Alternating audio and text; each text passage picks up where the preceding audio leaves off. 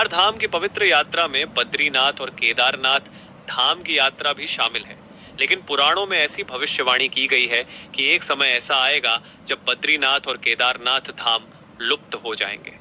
इतना ही नहीं, गंगा भी शिव की जटाओं के रास्ते से वापस ब्रह्मा के कमंडल में लौट जाएगी। क्या सचमुच में ऐसा होगा? ऐसा कब होगा? और अगर ऐसा होगा तो उसके बाद फिर क्या होगा? आइए जानते हैं। केदारनाथ और बद्रीनाथ धाम उत्तराखंड की ऊंची हिमालय चोटियों पर स्थित है, जो न केवल पौराणिक बल्कि धार्मिक दृष्टि से भी महत्वपूर्ण स्थान माने जाते हैं। यह लाखों श्रद्धालुओं की आस्था का केंद्र है, जहां हर साल लाखों की संख्या में श्रद्धालु दर्शन के लिए पहुंचते हैं और आध्यात्मिक ऊर्जा प्राप्त करते हैं। मान्यता है कि चार धाम में की गई यात्रा से व्यक्ति को मोक्ष की प्राप्ति होती है। लेकिन पुराणों में तो केदारनाथ और बद्रीनाथ को लेकर आने वाले समय में बहुत ही हैरान कर देने वाली भविष्यवाणी की गई है, जिसके अनुसार यह दोनों धाम एक समय लुप्त हो जाएंगे और सामान्य लोगों का संभव सा हो जाएगा। ऐसा तब होगा जब नर नारायण पर्वत आपस में मिल जाएंगे।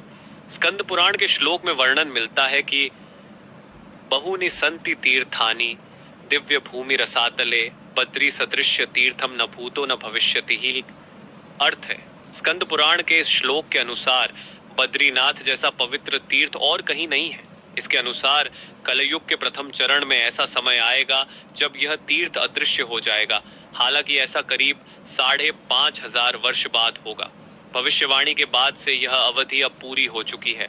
भविष्यवाणी में यह भी कहा गया है कि इस तीर्थ स्थल के अदृश्य होने से पहले कुछ संकेत भी नजर आने लगेंगे, जिसमें पहला संकेत होगा जोशी मठ में विराजमान भगवान नरसिंह देव के हाथ विग्रह से अलग हो जाएंगे।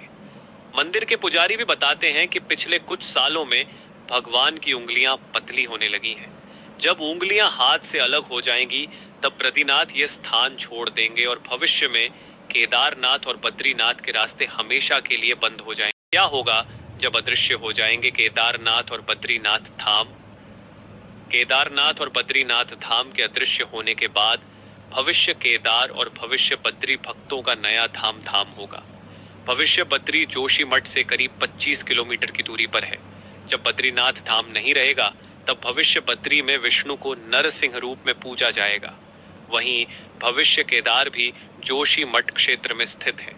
यहाँ एक शिवलिंग और माता पार्वती की प्रतिमा है। आने वाले समय में यह ऐसा स्थान होगा जहां भविष्य में शिव की पूजा की जाएगी। मान्यता है कि इसी क्षेत्र में आदि शंकराचार्य ने भी तपस्या की थी। डिस्क्लेमर: यहाँ मुहैया सूचना सिर्फ मान्यताओं और जानकारियों पर आधारित है। यहाँ यह बताना जरूरी है कि हमारा चैनल आगरा वाला यूट्यूबर किसी भी तरह की मान्यता जानकारी की पुष्टि नहीं करता है। किसी भी जानकारी या मान्यता को अमल में लाने से पहले संबंधित विशेषज्ञ से